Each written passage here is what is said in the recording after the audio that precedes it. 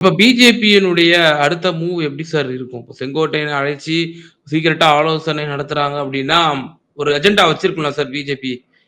அந்த பிஜேபியினோட அஜெண்டா வ தெளிவா பிஜேபியோட அஜெண்டா ஹக்கீம் இது ஒண்ணே ஒண்ணு. ஒருங்கிணைந்த அதிமுக 2026 தேர்தல்ல ஒருங்கிணைந்த அதிமுக இருந்தா தான் பலமா இருக்கும் அப்படிங்கிறது தான் ம், ம், பிஜேபியோட அஜெண்டா.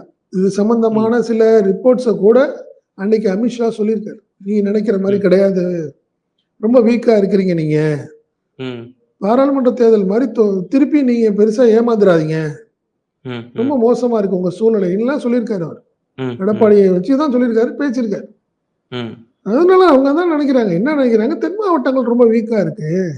ம், நீங்க ஓபிஎஸ், சசிகலாவ நீங்க தவிர்க்கிறதுனால, முக்குளத்தூர் எல்லாம் ரொம்ப கோவமா இருக்கிறாங்க.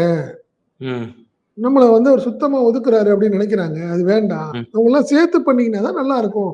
அப்படிங்கிறது தான் பிஜேபி சொல்லுது. பட் எடப்பாடி என்னமோ ஒரு காரணத்தினால, அவங்க வந்துட்டாங்கன்னா நம்மளுக்கு சரியா இருக்காது.